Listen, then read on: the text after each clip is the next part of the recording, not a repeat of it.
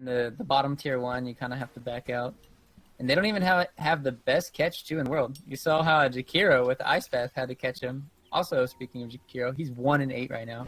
Oh, they blinked up. Uh-oh, he didn't realize Clockwork was here, though. Or maybe he did, and he just figured he can get the kill still, but he might be right, but the cogs aren't going to be enough of a block. Never mind, Affinacci really wants this. Sonic Wave even committed, finally gets a kill, but if he dies for this, not worth it. 4-second stun. In comes the Illusion Army of Loda, but there's too many here. The Black Hole locks him down, and Loda's going to fall as well. A double kill for the Queen of Pain. So that's your classic case of save your teammate syndrome from Alliance right there.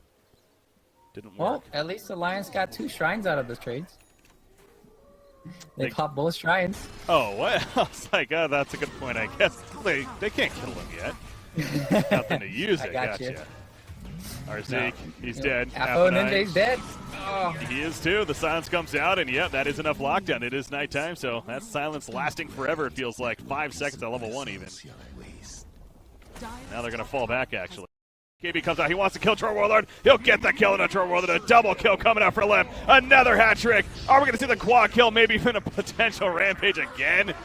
I would not be surprised at this rate. They're doing everything they can to lock him down. Many buybacks used, though. Clockwork goes back in with the hook shot and the cogs to kind of deter them, if anything. In comes another scream from Queen of Pain, but the Shallow Grave to save Jonas Fan and going to keep him alive for the time being. Just barely. The heal's coming up. The heal's throwing him in the air.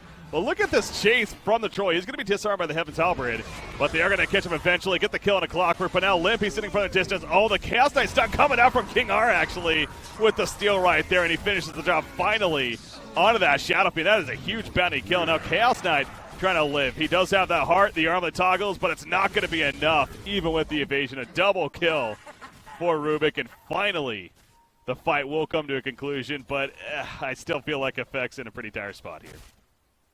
Yep, that was 4 buybacks, I think, for the side of... 3. Looks like. 3. Yeah, no, 2. Yeah, 2 buybacks on Quap and right, Troll, and then that's still not going to be good for them because they got all these kills, right? But then the gold is reduced, so now you still don't have any more items. Whereas Alliance, when they come up, they're going to have fresh items. They're going to have the AC completed soon for the Shadow Fiend, and that's just, it's kind of weird. I wonder if Chaos Knight did have the cheese. Could that have helped the team fight? But honorable mentions in that team fight, definitely King R playing outstandingly. He had a lot of cool cog pushbacks in that team fight, a lot of stuns going well, a lot of 4-staff saves, and then also Jonas Fan pretty much single-handedly carrying Alliance through King R, meanwhile, he's still the hookshot again, dealing with the Night Stalker off to the side, but you see the melee racks, it's starting to draw Phantasm Illusions. Doing plenty. Darkness has been spawned here by Night Stalker, meanwhile. So the melee racks will fall, and the range racks to go after. That should be the Megas. Eventually, Cog's going to be coming out from Clockwork, blocking into the Enigma. He can't get the position for a Black Hole. He had a Blink Dagger used ready, but he's going to use it right there, but he just dies shortly after. It almost feels like a give-up point, as, yeah, GG well played comes out for effect. I mean, it's basically over at that point anyway, so, you know, it really wasn't the prettiest game from either side, frankly, but overall, Alliance, they definitely had their good points, no doubt, and by all means deserving of the victory right here, but it's going to be interesting to see how that translates going into game number 2, as Alliance has the 1-0 lead here. Now, Effect is their weakness this game was they kept fighting when it was nighttime. Use the code you see here when you deposit and grab your bonus.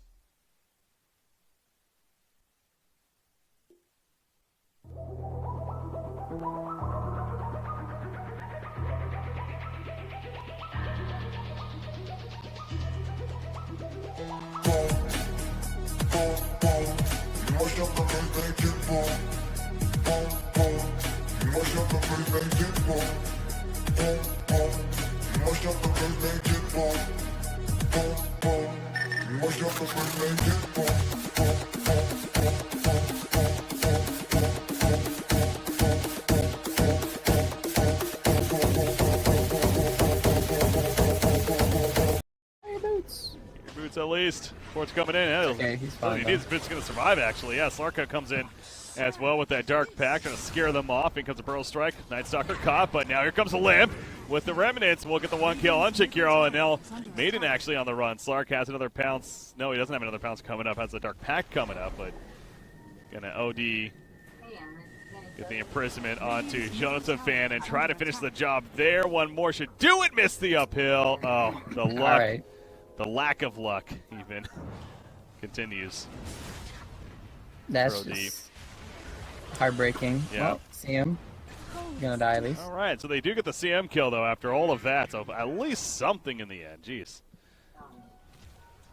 So this is what happens now. They have Loda free farming in the top lane. He's got 40 CS, most in the game, uncontested, and this is kind of what should be happening. This is what happens when Night Stalker gets to the 4-minute mark. He just rotates around as well as the CM.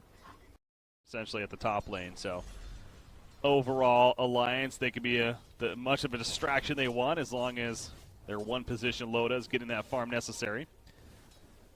And he most certainly is right now. But then you also have Limp, who last game on the Shadow Fiend definitely carried, and this time an Ever Spirit may not need to carry as much, having the Anti-Mage eventually, but still, he is having a good start himself.